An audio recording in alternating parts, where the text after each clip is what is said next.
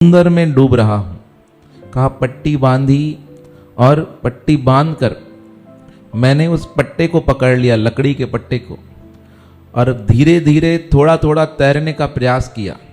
तो ऊपर की तरफ इशारा किया, कोई है मुझे बचाए, कोई है मुझे बचाए। कहा ऊपर से एक जहाज निकला। अब पता नहीं किसका जहाज था। उन्होंने मुझे डूबता हुआ देखकर अपने जहाज से एक टायर फेंक दिया, जो गुब्बारे की टाइप होता है ना टायर, वो फेंका। कहा मैंने उसे पकड़ लिया और उसके सहारे तैरने लगा।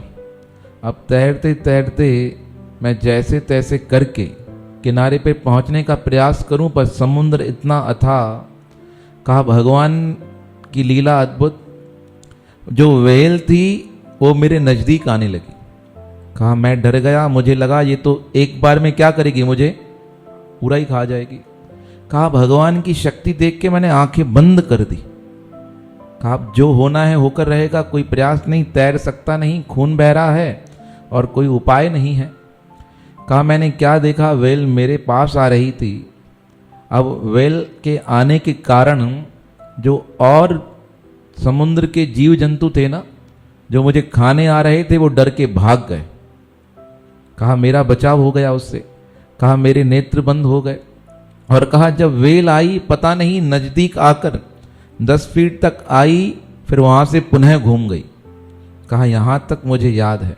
कहा उसके बाद मेरे नेत्र बंद हो गए, आधे घंटे तक खुले नहीं।